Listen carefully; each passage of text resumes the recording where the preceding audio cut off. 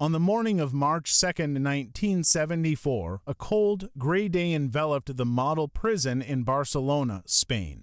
Amidst those imposing fortress-like walls, a 25-year-old anarchist named Salvador Puig Antich awaited his execution in a grimly designated death cell. He was painfully aware that within just a few hours he would be subjected to a method of execution that had instilled fear across the nation for centuries. What transpired that morning would be etched into history as one of the most horrifying botched executions in modern European history, 20 excruciating minutes that felt like an eternity. Known as the Garrote, a deceptively simple apparatus made up of a metal collar and a tightening screw, this deadly device served as Spain's preferred method of state-sanctioned execution for over 400 years. To those unfamiliar with its grotesque efficiency, the garrote might have appeared somewhat civilized in comparison to other forms of execution of its time. However, history has shown that appearances can be profoundly misleading.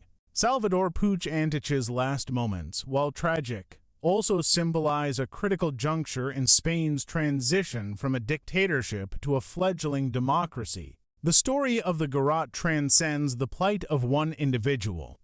It encapsulates the grim legacy of a method so excruciatingly cruel, so susceptible to error, and so intrinsically tied to political repression that it evolved into a powerful symbol of institutional brutality spanning 3 continents and 5 centuries. This execution device has left its mark on history, from the torment of the Spanish Inquisition to the brutal colonization of the Americas, from the public execution of Inca emperors to the agonizing deaths of Franco-era political prisoners. Its victims ranged from the highest echelons of nobility to the most marginalized peasants, from hardened criminals to brave dissidents, who all faced persecution for daring to oppose powers that sought to silence them once and for all. The garrote itself was deceptively straightforward, a metal collar affixed to a wooden post, with a screw mechanism that could strangle its victims slowly or, if positioned adeptly, sever the spinal cord, ostensibly ensuring a quick death. Yet countless victims discovered that the difference between a swift execution and prolonged torment often hinged on unpredictable factors beyond any individual's control. The executioner's skill and sobriety, his political leanings, or even his mood on that particular day. What made the garrote particularly insidious was not just its capacity to cause death, but its brutal potential to prolong suffering. Unlike the guillotine's swift blade or the hangman's sudden drop, the garrote held no guarantees of a quick release, and the outcome lay entirely in the hands of the executioner. Throughout its long and bloody history, the garrote served a dual purpose, not merely as a method of execution, but as a tool of political intimidation. Rulers from the Spanish inquisitors to Francisco Franco understood that a public execution must convey a stark warning, and few instruments delivered that message with as much clarity as the garrote. The condemned would sit upright, facing an audience of witnesses, while the cold metal collar steadily tightened around their neck. As we delve into this dark chapter of human history, it is vital to remember that behind every turn of the screw, every anguished tightening of the collar, lay a human being experiencing unthinkable terror and pain. These were not abstract historical events, they involved real individuals confronting their grim fates, often motivated by nothing more than their political beliefs or religious convictions. The origins of the garrote can be traced back to one of the darkest episodes of European religious persecution, when the Spanish Inquisition sought fresh methods to punish heretics while maintaining an illusory semblance of mercy. Established in 1478 under the Catholic monarchs Ferdinand and Isabella, the Inquisition originally relied heavily on burning at the stake deemed suitable for those who strayed from the true faith. Nevertheless, ecclesiastical doctrine provided a loophole for those who repented prior to execution, allowing them to die with a semblance of dignity rather than be consumed by flames, potentially jeopardizing their chances at resurrection. Consequently, the garrote emerged as a supposed merciful alternative, enabling the Church to preserve its theological principles while still ensuring that the condemned met their end. Initially, garrotes were primitive contraptions, often cobbled together from available materials. A simple rope or cord affixed to a stick, which could be twisted to tighten the noose, sufficed for the basic function. However, as the Inquisition's operations became more structured and widespread, so too did the sophistication of the execution apparatus. The wooden post and metal collar design that would become standard emerged during this period of technological refinement. As Spanish colonial expansion swept through the Americas in the 15th and 16th centuries, the garrote traveled far beyond the Iberian Peninsula. As conquistadors established Spanish dominance in New World territories, they brought along not only their language, faith, and customs, but also their brutal methods of enforcing order and punishing dissent. The garrote evolved into a potent emblem of Spanish authority, resonating as a chilling reminder to indigenous populations of the harsh realities of resistance. Among its early colonial victims was Atahualpa, the last independent emperor of the Inca civilization. After being captured by Francisco Pizarro's forces in 1532, Atahualpa was initially condemned to a fiery death. Yet upon agreeing to convert to Christianity, his sentence was mercifully commuted to execution by garrote. The absurdity was not lost on the Inca. Their emperor-ruler of one of the world's greatest civilizations was destined to perish at the hands of a contrivance the Spanish labeled as an act of mercy. The execution of Atahualpa on July 26, 1533, in the plaza of Cajamarca exemplified the garrote's power as both a lethal instrument and a psychological weapon. Witnessing the spectacle of their once mighty god-emperor seated helplessly as Spanish priests performed last rites before the collar was tightened around his neck sent an unmistakable message to anyone contemplating resistance.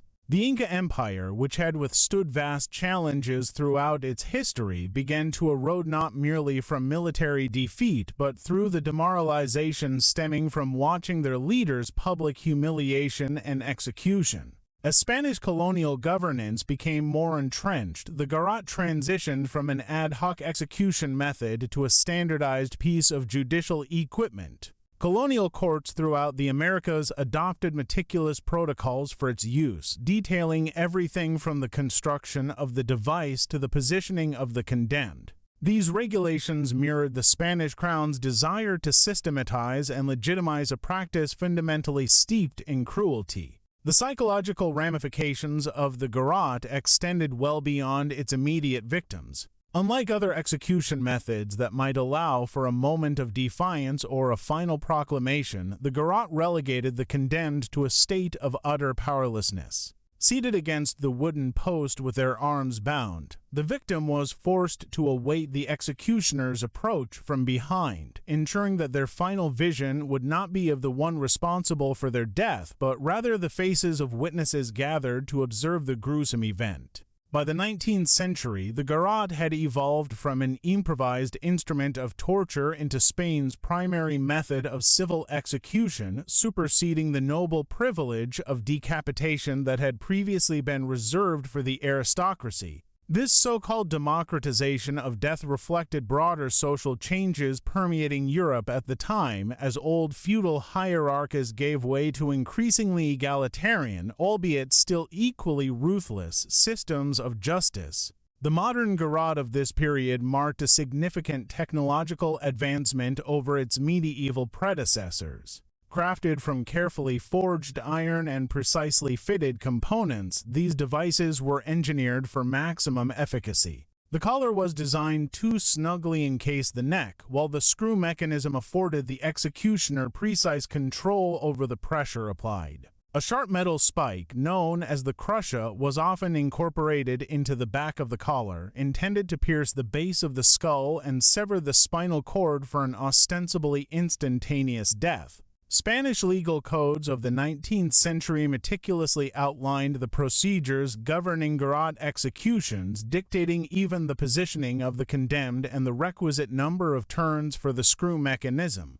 These regulations emerged in response to centuries of experience with botched executions, an effort to standardize a process that inherently remained unpredictable. The condemned would be positioned on a low stool or platform, their back pressed against the wooden post, with their arms secured behind them, while a priest offered final sacraments.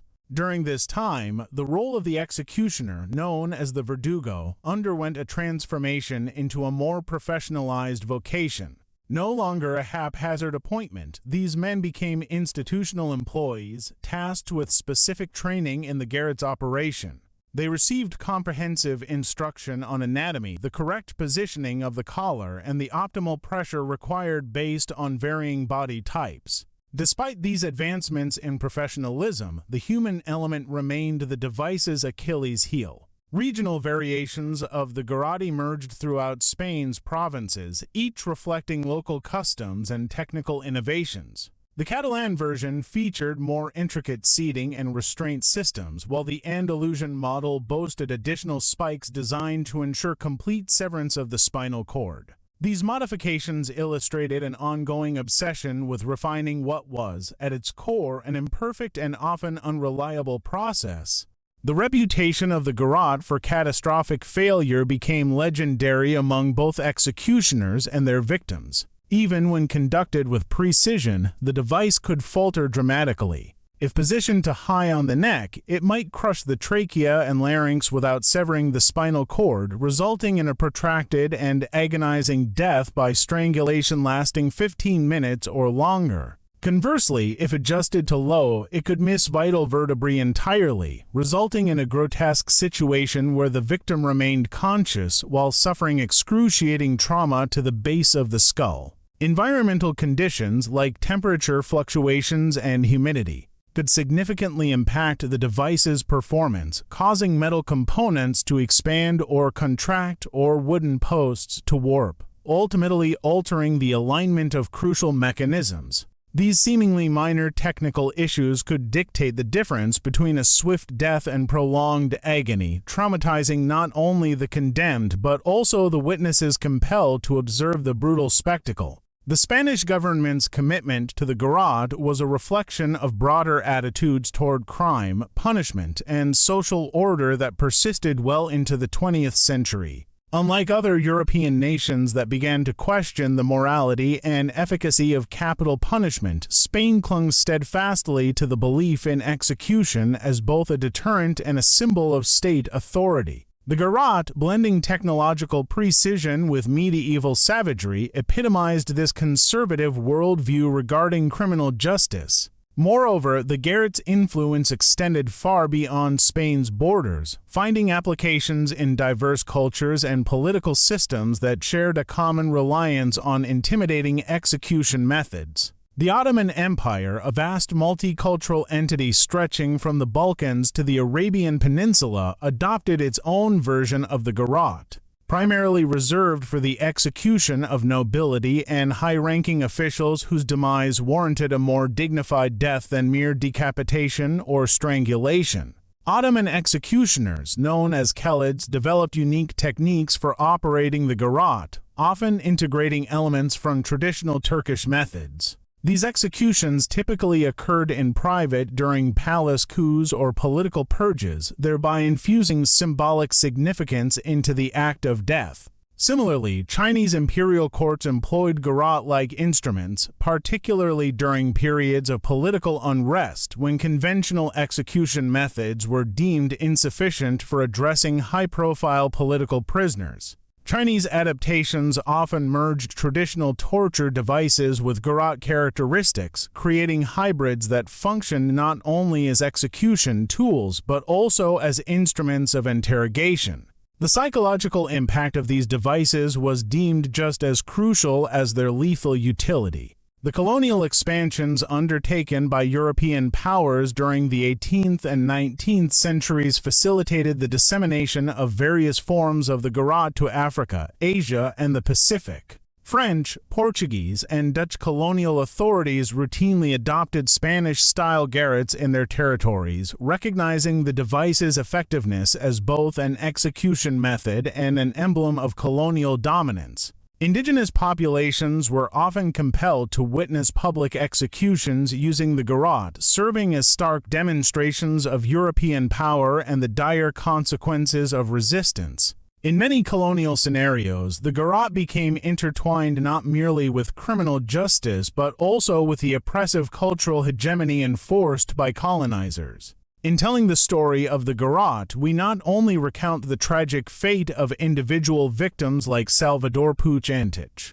but also illuminate a broader narrative of suffering, political repression, and the haunting legacy of institutional violence that continues to resonate across history. The garrote, with its intricate mechanisms and long shadow of cruelty, remains a poignant reminder of humanity's capacity for barbarity, reflecting both the depths of human depravity and the enduring struggle for justice and dignity in the face of authoritarianism and oppression. Ning of Puig's collar began with Lopez's evident hesitation, mirroring the chaotic atmosphere surrounding the execution. As the executioner secured the garrote around the young anarchist's neck, it became painfully clear that he was either incapable or unwilling to ensure the correct alignment of the device. The specific placement was crucial for a quick death too high, and the victim would suffer slow strangulation.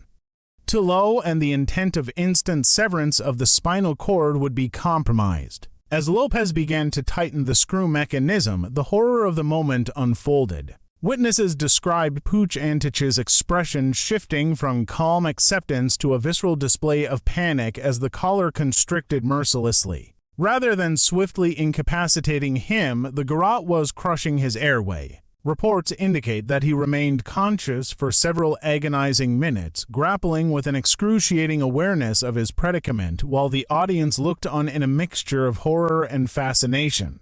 The execution dragged on, lasting nearly 20 minutes, the longest span permitted for a garrote execution, yet agonizingly prolonged for everyone present. In this time, Puig's attempts to breathe turned desperate. The sounds of suppressed gasping became haunting echoes within the chamber. The executioner, appearing increasingly rattled, pressed on with the tightening rather than responding to the situation unfolding before him. The press and other witnesses were left with graphic images seared into their memories, the juxtaposition of the sanctioned violence with the life of a man fighting against an overwhelming force. The botched execution of Salvador Puig sent ripples through Spanish society, sparking outrage and questioning the moral legitimacy of the state's use of capital punishment. It illuminated the deeply ingrained issues of a system that relentlessly sought to maintain control through fear yet displayed a grotesque failure in its operational execution. This incident was not merely an isolated lapse. It represented a culmination of historical patterns whereby the garrote became emblematic of a repressive regime that willingly sacrificed human dignity in their quest for power. The societal fallout from Puig's death underscored the growing discontent with the Franco regime's draconian practices. As more individuals began to question the validity of capital punishment, activists used his case to rally support for anti-Franco movements, casting light on the undercurrents of dissent that were increasingly becoming a collective cry for justice and human rights. Medical professionals who had recorded the harrowing nature of garrote executions began advocating for humane alternatives in penal practices, leading to a slow but eventual shift in public perception regarding the death penalty. In the aftermath, the complicated legacy of the garrote persisted, epitomizing a tool of not just execution but a broader mechanism of oppression that colonial and authoritarian forces wielded across the globe. National and international conversations surrounding human rights violations and executions grew sharper, culminating in debates that resonated against the specter of horror exemplified by the garrote. The exacting demands of modern society, with its increasing focus on human rights, demanded accountability for the abhorrent legacy of practices like the garrote, a chilling reminder of what humanity could inflict upon itself when violence was normalized in the pursuit of control. In conclusion, the tale of the garrote is not merely one of death. It is a chronicle of suffering wielded by those in power and a testament to the resilience of the human spirit in the face of brutality. The stories of individuals like Salvador Puig Antich and Pilar Paredes Exposito illuminate the struggle against tyranny, challenging us to interrogate our understanding of justice, morality, and the enduring consequences of state-sanctioned violence throughout history. The narrative of the Garrote and its final executions indeed reflects a profound historical reckoning with the legitimacy and morality of state-sanctioned violence. As the machine turned and the last moments unfolded for Salvador Puig Antich and his fellow condemned, the broader implications of these events shed light not only on the nature of capital punishment but also on the mechanisms of power and control employed by the public and international response to the botched executions indicated a turning tide. Protest movements, domestic unrest, and growing scrutiny from foreign governments and human rights organizations coalesced to question the viability of Franco's oppressive regime. In a society where dissent was meticulously stifled, the discontent surrounding the executions highlighted fissures in the Francoist facade. The involvement of the Catholic Church also marked a significant pivot in the discourse surrounding capital punishment. Historically a supporter of state authority, the Church's condemnation of the Garrote executions and the suffering they inflicted reflected a broader moral awakening. This shift represented a fusion of ethical concern and a recognition of the brutalities entrenched in the mechanisms of political control. The Church's evolving stance played a critical role in shaping social attitudes and paved the way for transformative discussions about human rights as Spain moved towards democracy. The psychological ramifications experienced by witnesses, including prison staff and clergy, underscored another dimension of the conversation surrounding capital punishment. The traumatic impact of witnessing or carrying out executions contributed to a growing acknowledgement of the human cost of state violence, extending the conversation beyond the condemned to include the broader societal implications of institutional brutality. The scars left on those involved illuminated the profound failures not just of a system designed to execute, but also of a system that devalued human life in pursuit of political goals. Further, the medical research that arose from these tragedies has had a lasting impact. What began as a focus on the mechanics of execution transitioned into a discourse centered on humane treatment and the ethical responsibilities inherent in the practice of medicine. The irony in utilizing findings from failed executions to advance patient care exemplifies the complexities and contradictions evident in systems that govern life and death. As Spain transitioned to democracy, the decision to abolish capital punishment and reject the barbaric practices of the past marked a significant cultural shift. It highlighted society's collective endeavor to create a justice system rooted in respect for human dignity, pushing back against the historical legacy of oppression inherent in the Garrote and its executions. The horrors of March 2, 1974 did not merely signal the end of a particular method of execution. They catalyzed a societal transformation that recognized the intrinsic value of human life and the necessity for compassion and justice. In contemporary discussions surrounding criminal justice reform and human rights, the lessons derived from the history of the Garrote remain resonant and crucial. They remind us that the power to take life is entwined with moral responsibility and that systems which strip individuals of their humanity ultimately corrupt both the state and society at large. Reflecting on this historical period forces us to confront uncomfortable truths about human capacities for cruelty, the allure of power, and the societal constructs surrounding justice and punishment. It serves as a powerful call to vigilance against the potential for inhumanity, urging us to continually reassess the moral boundaries of our institutions and the ethical imperatives governing our collective behaviors. As we honor the memory of Salvador Puig Antich and countless others who suffered under the Garrote, we must reaffirm our commitment to preventing the repetition of such atrocities. Their pain and suffering, while tragic, can indeed serve as a beacon guiding humanity toward a more just and compassionate society, ensuring that the lessons of history are not only remembered but actively applied in our struggles for equality and human dignity today. The echoes of the Garrote's final chapter remind us that vigilance against the capacity for cruelty remains a fundamental responsibility for all who seek to uphold justice in an increasingly complex world. Subscribe to our channel and press the bell icon to support our work and never miss an upload. Like this video, drop a comment, and share it with others to show your support and help us grow this historical community.